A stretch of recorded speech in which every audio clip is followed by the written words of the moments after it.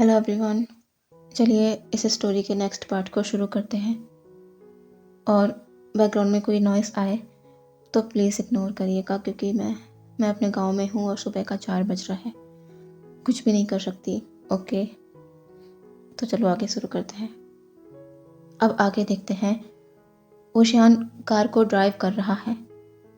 अब अंधेरा धीरे धीरे छटने लगा है, क्योंकि सुबह होने वाली है। ओशियान गुसु विलेज से थोड़ी दूरी पर आ गया है। वो अपने फ़ोन को चेक करता है तो अब नेटवर्क मिलने लगा है। ओशियान जल्दी से अपने घर पर कॉल करता है। ओशियान की मॉम एक रिंग में ही ओशियान का फ़ोन पिक कर लेती है और ओशियान के कुछ कहने से पहले ही कहती है, वी, मैं कल से तुम्हारा फ़ोन ट्राई करके परेशान हूँ। तुम्हारा फ़ोन क्यों नहीं लग रहा था? और तुम अभी तक घर क्यों नहीं पहुँचे हो? तुम तो युनमैंग से सुबह से निकल चुके थे ना। अब तक तुम्हें घर पर पहुँच जाना चाहिए था। वीन, तुम ठीक तो हो ना बेटा? ओशियान कहता है, मॉम रिलैक्स, मैं ठीक हूँ, मुझे कुछ नहीं हुआ है। मैं युनमैंग से वापस हीलिंग ही आ रहा था, पर यह कहकर ओशियान रुक जाता है। कांगसू सरन कहती है, पर क्या? ओशियान कहता है, मॉम मैं आपको घर पर आकर सब कुछ बताता हूँ। मैंने आपको ये बताने को कॉल किया है कि मैं ठीक हूँ, आप लोग परेशान ना हो मेरे लिए। मैं बस 3 घंटे में घर पहुँच रहा हूँ, फिर आपसे बात करता हूँ। अभी मुझे फ़ोन रखना होगा क्योंकि यहाँ नेटवर्क की प्रॉब्लम है। कांगसू सरन कहती हैं, ठीक है, पर तुम जल्दी घर आ जाओ। तुम्हारे डैड भी तुम्हारे लिए परेशान हैं, तुम्हारी चिंता कर रहे हैं। वो आज ऑफिस भी नहीं गए हैं। हम दोनों तुम्हारा वेट कर रहे हैं। जल्दी आ जाओ। ओशियान कहता है, ओके मॉम, मैं बस थोड़ी देर में आ रहा हूँ। इतना कहकर ओशियान फ़ोन कट कर देता है। लाशुचैन लांचरन सभी ओशियान की बातों को सुन रहे थे। वो इतना तो समझ गए थे कि ओशियान अपने घर पर बात कर रहा है अपनी माँ से, पर कोई कुछ नहीं कहता।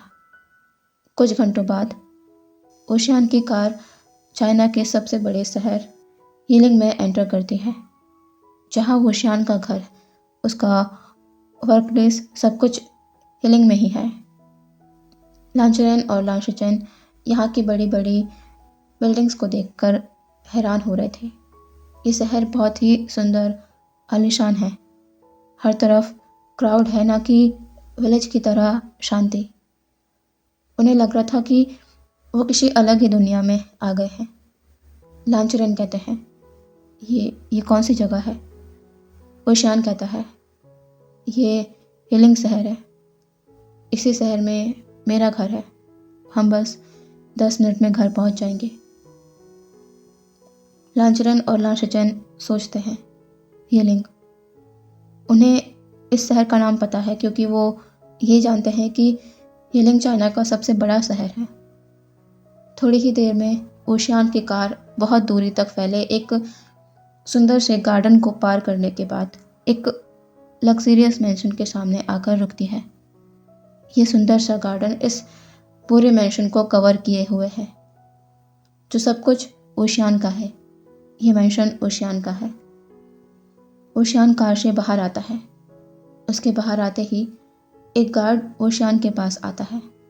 ओशियान कार के कीज उस गार्ड को देता है और पीछे जाकर बैक सीट का डोर ओपन करता है। लांचरन ओशियान को देखते हैं। ओशियान कहता है, मेरा घर आ गया है।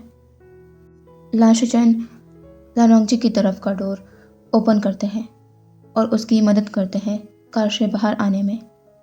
लांचरन आसपास देखते हुए कार से बाहर आते हैं। वो गार्ड जब ओशियान की कार को पार्क करने को ले जाता है, तब जाकर लांचरन और लांशुचैन की नज़र सामने जाती है इस आलीशान मैंशन पर। वो तो इसे बस देखते रह जाते हैं। इतना बड़ा महल, क्या यही इस अल्फा का घर है? लांशुचैन कहते हैं, ये।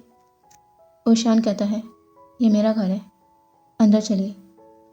यह कहकर ओशियान पेंशन की तरफ आगे बढ़ जाता है। लांचरन और लांशचन लानवांगजी के साथ ओशियान के पीछे पीछे जाने लगते हैं। ओशियान एक गहरी सांस लेता है। अब उसे बहुत से सवालों के जवाब देने होंगे। ओशियान डोरबेल रिंग करता है।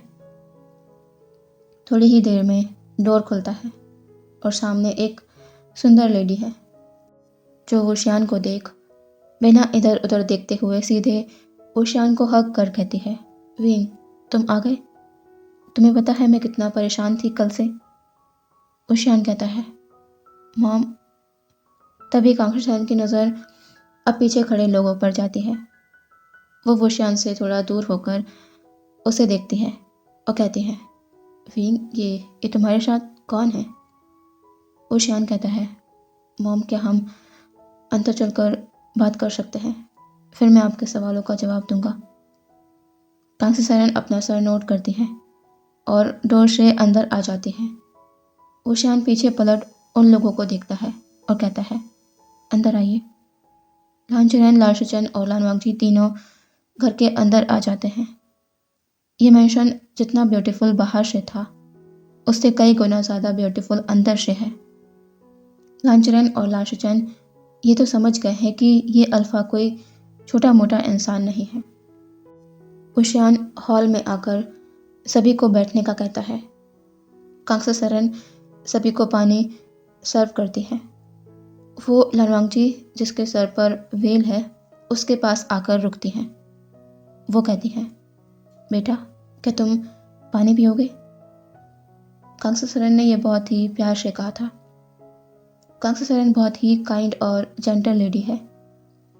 लानवांगजी कोई जवाब नहीं देता तो कांग्रेसमैन पानी के ग्लास को हाथ में लेकर लानवांगजी की तरफ आगे बढ़ाते हैं।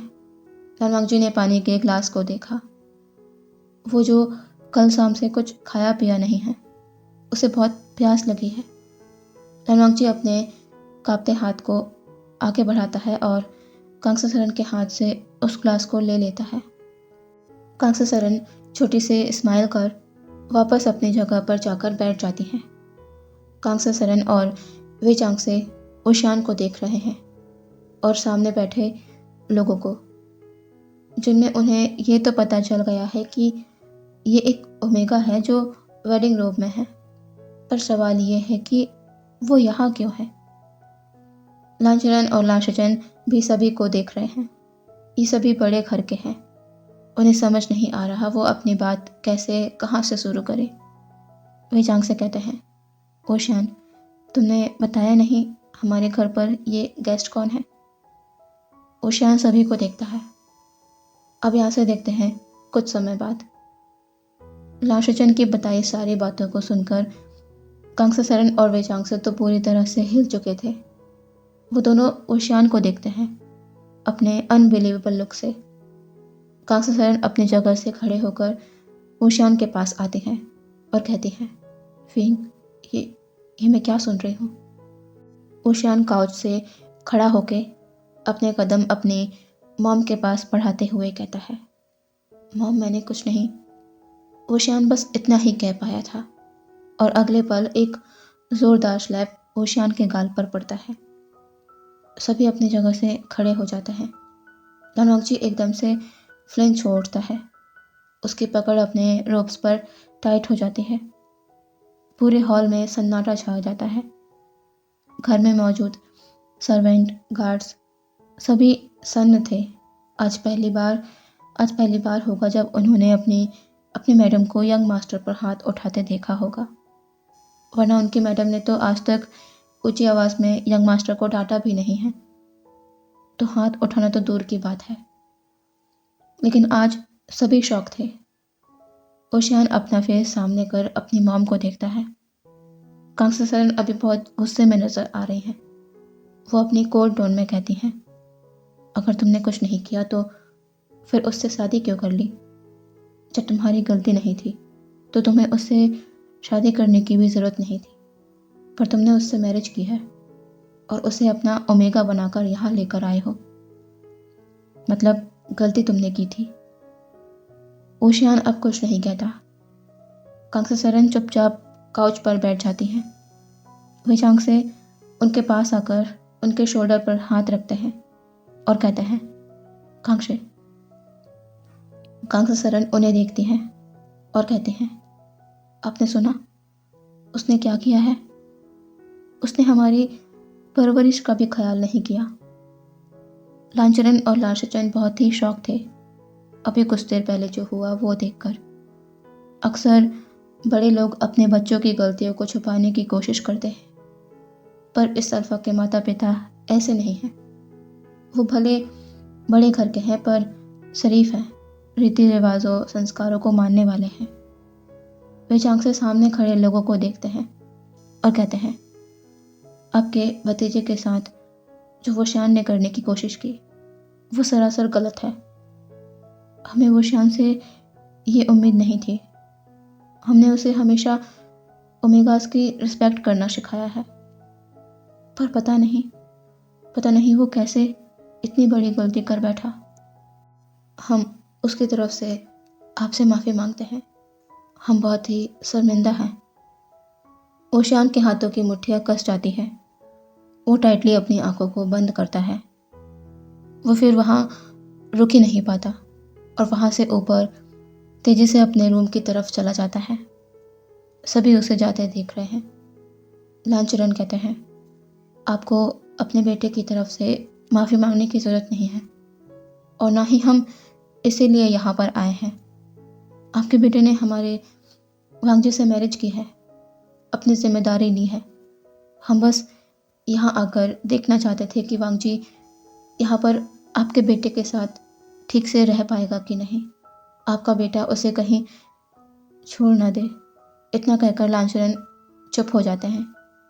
कांक्षा सरन अपनी जगह से खड़े होते हुए कहती हैं, आप लोग अपने ओमेगा की चिंता मत कीजिए। हालात जो भी रहे हो, पर अब वो ओशियान का ओमेगा है और हमारा सन इन लॉ। हम वादा करते हैं आपसे, उसे यहाँ कोई परेशानी नहीं होगी। लांचरन और लाशाचन को ये सुनकर तसल्ली होती है।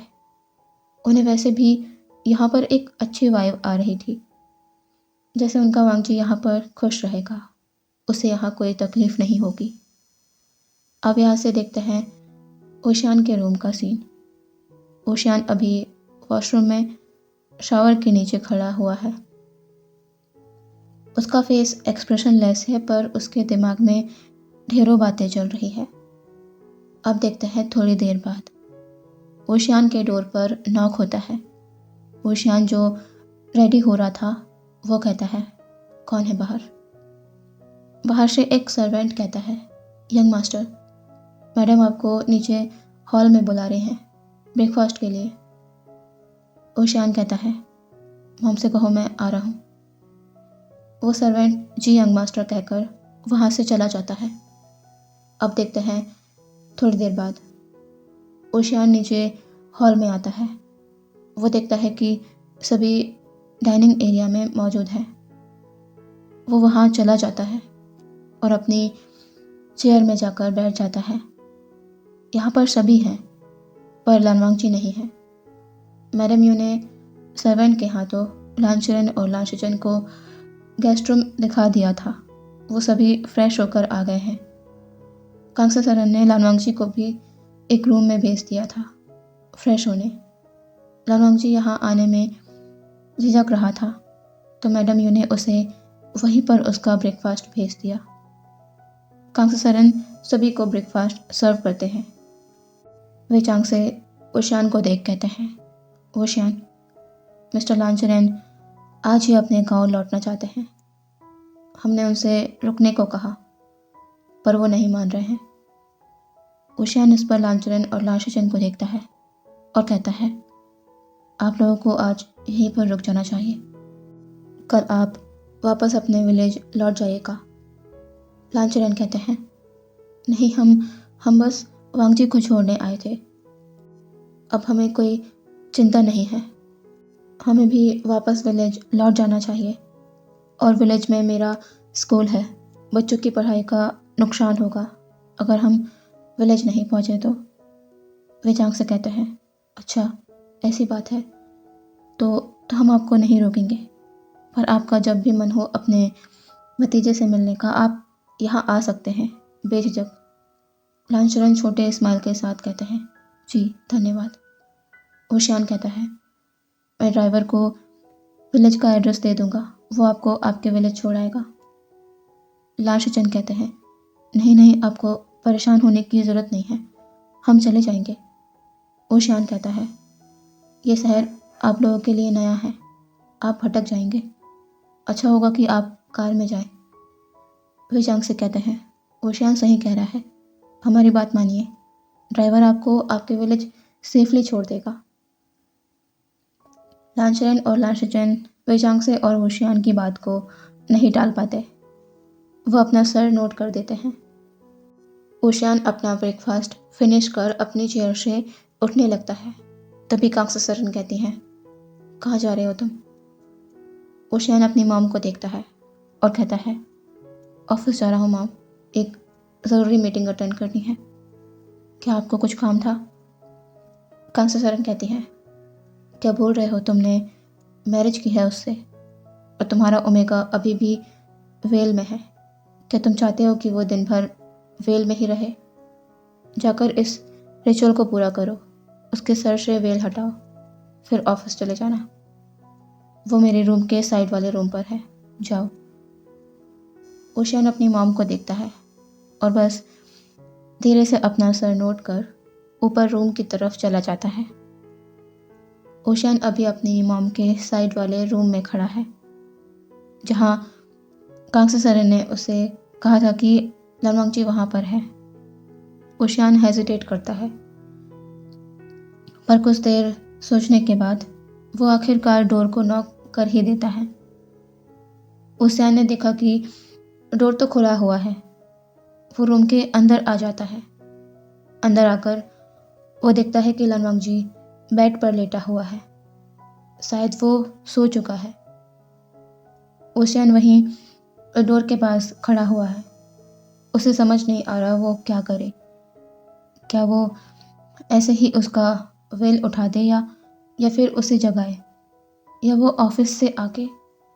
नहीं, उसकी मॉम ने अभी उसे ये करने को कहा है, वरना वो रात भर वेल में ही रहेगा। ओशियान अब ज़्यादा नहीं सोचता और लालवांगजी की तरफ अपने कदमों को बढ़ाने लगता है। वो बेड के पास आकर खड़ा हो गया है। वो धीरे से बिना कोई आवाज़ किए लालवांगजी के सर से उस वेल को अलग कर देता है और उसे फोल्ड कर साइड टेबल पर रख देता है। अब ओशियान की नज़र लालवांगजी के चेहरे पर जाती है, उसके खूबसूरत चेहरे पर। ओशियान कुछ देर तक उसे देखता रहता है। लालवांगजी को देखते हुए ओशियान के माइंड में बहुत सी बातें चल रही हैं। वो अब अपने थॉट्स को रोकता है और बिना आवाज़ किए उस कमरे से बाहर निकल जाता है। अब देखते हैं कुछ समय बाद बेड पर लेटे लालवांगजी की नींद धीरे धीरे खुलने लगती है। वो आसपास की चीज़ों को देखता है और समझने की कोशिश करता है कि वो कहाँ है। फिर उसे याद आता है कि वो तो गुस्सू से यहाँ आ गया था, उस अल्फ़ा के घर। लालवांगजी के दिमाग में उस अल्फ़ा का ख्याल आते ही एक डर बैठ जाता है। तभी उसकी नज़र अपने वेल पर जाती है, जो कि उसके ऊपर नहीं है बल्कि टेबल पर फोल्ड होके रखा है। लालवांगजी को समझ नहीं आता कि वो वेल वहाँ पर कैसे, क्योंकि उसे अच्छे से याद है कि उसने अपना वेल कहीं पर उतारा ही नहीं था। फिर वो वहाँ कैसे?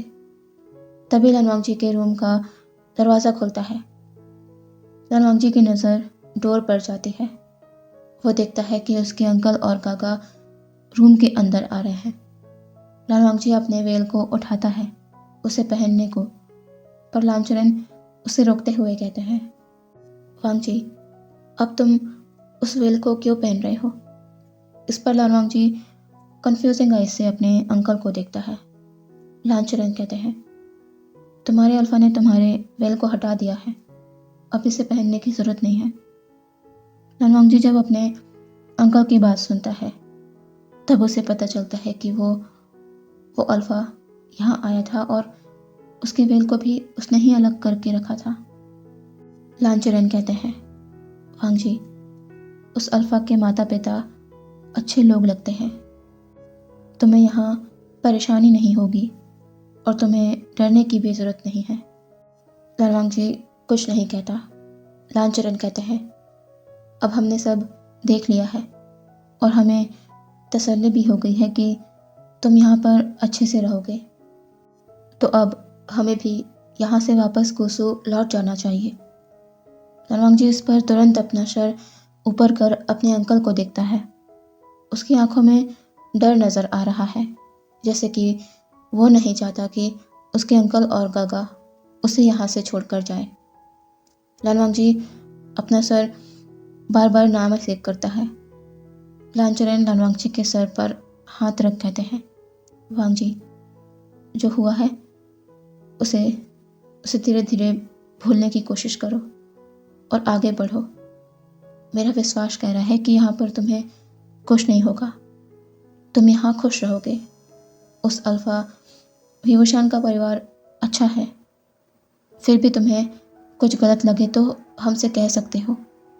अब हमें चलना होगा। तुम तो जानते हो कि गांव में हम नहीं होंगे तो स्कूल कौन संभालेगा, इसीलिए हमें जाना होगा। लालवांग जी की आइज़ टेढ़ी है, वो परेशान है, रेस्टलेस है, खुश नहीं है, दुखी है।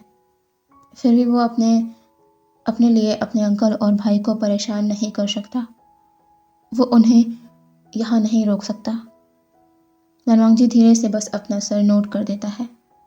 लालचरण कहते हैं, चलो हम बाहर चलते हैं। विभूषण का ड्राइवर हमें गोसु तक छोड़ने जा रहा है। हमने मना किया पर उन लोगों ने माना नहीं। शाम तक हम वहाँ पहुँच जाएंगे। बस तुमसे एक बार मिलना चाहते थे तो हम यहाँ आ गए। चलो अब बाहर चलते हैं। लालवांग जी बेड से उठता है और अपने अंकल और गागा के साथ रूम के बाहर निकल जाता है।